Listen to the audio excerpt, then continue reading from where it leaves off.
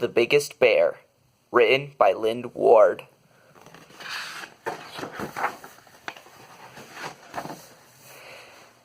Johnny Orchard lived on a farm from farthest up the valley and closest to the woods.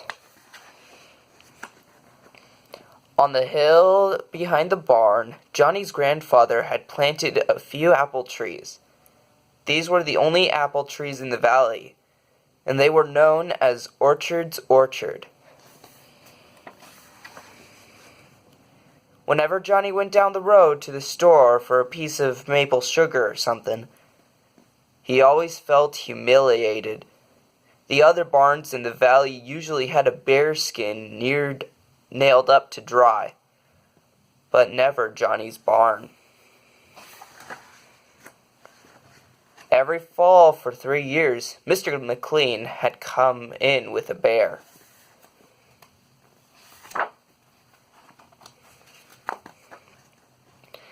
And one evening, Mr. Pennell just stepped out to the edge of his nearest field and shot 3 in a row as they came heading for the tall-billed timber.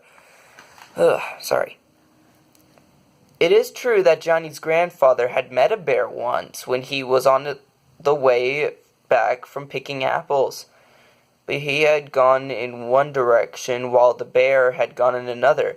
When Johnny had asked him why, his grandfather had said, Better a bear in the orchard than an orchard in the bear." It was very humiliating. Johnny said, "If I ever see a bear, I'll shoot him so fast he won't know what hit him. And we'll have the biggest bear skin in the whole valley." After he'd gone a long way into the woods, he came to a place where there was a big stump, and something seemed to be moving in the bushes behind it. It was a bear, all right. It seemed hungry, so Johnny gave him a piece of maple sugar. On the way home, the bear ate all the maple sugar Johnny had in his pocket. Johnny's mother and father were a little surprised to see that Johnny had really brought a bear back with him. Johnny's grandfather said, I suppose you know what a bear likes to eat." The bear liked the milk that was meant for the calves. He liked the mash meant for the chickens. He liked the apples in the orchard. He liked pancakes on Sunday morning.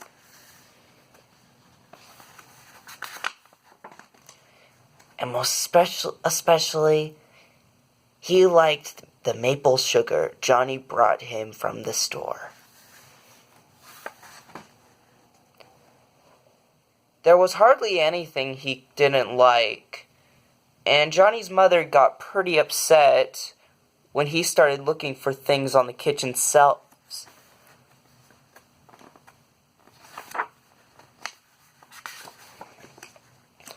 In the fall, Mr. McCarroll got pretty upset when the bear spent a night in his cornfield. In the winter, he had a wonderful time with the bacons and hams in the Pennell's smokehouse.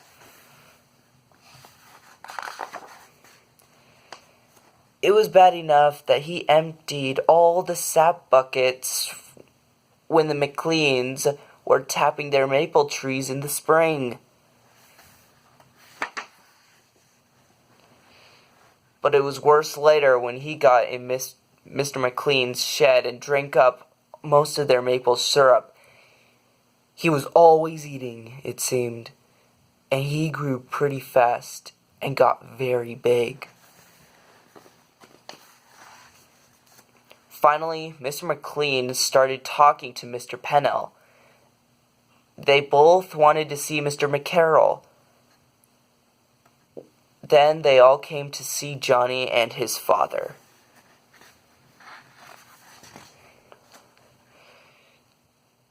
What they had to say about Johnny's bear was plenty. He was a trial and a tribulation to the whole valley. After the neighbors had left, Johnny's father explained to Johnny that the bear would have to go back to the woods.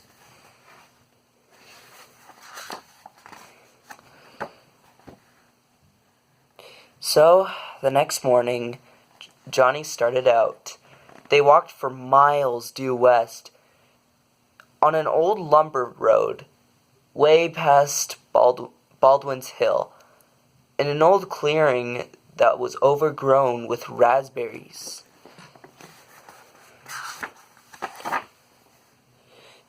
Johnny explained to the bear that the time had come for him to go live in the woods like other bears.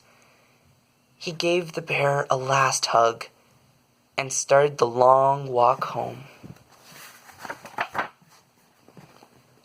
While he was starting the chores next morning, Johnny saw that the bear hadn't stayed in the woods very long.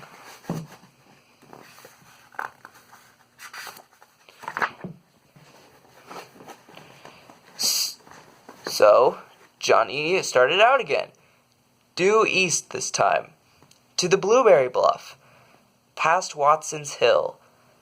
And when Johnny left him, the bear was eating blueberries very happily. But 2 days later, he was back again.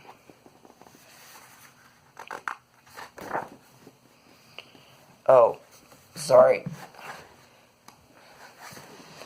This time, Johnny took him due south and got a boat and rowed 2 miles out in the lake and left him on Gull's Island, which is a pretty big island.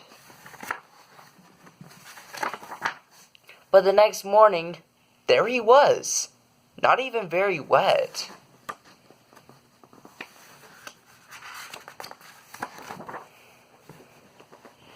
Johnny and his father talked it over, and they decided there was only one thing to do. Johnny said he would do it.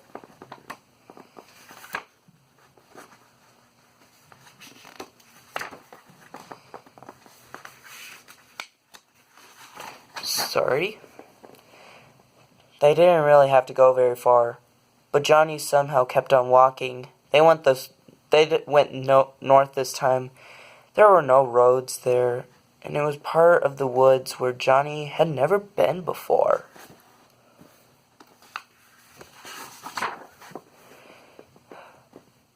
At last they stopped. Johnny seemed to have a hard time getting a bullet in the gun. While he was working with it, the bear seemed to get a whiff of something.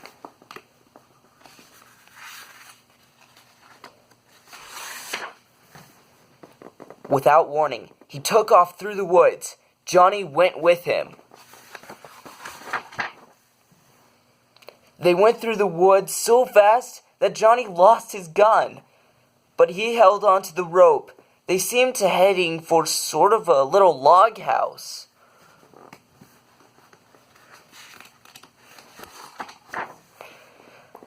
They went through the doorway pretty fast, and something came down with a bang. And they were prisoners.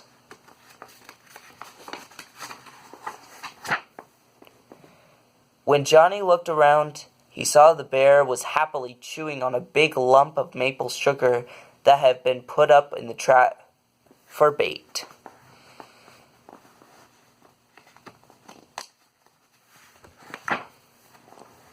Pretty soon some men came, and they were a little surprised to see Johnny in there. They explained to Johnny that they were getting animals for the zoo in the city. They were delighted with Johnny's bear. He was much bigger than they had ever hoped for.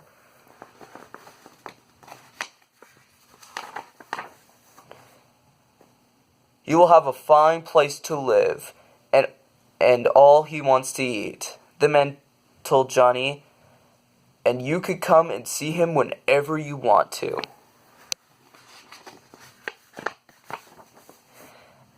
"And I'll always bring him maple sugar," said Johnny. The end.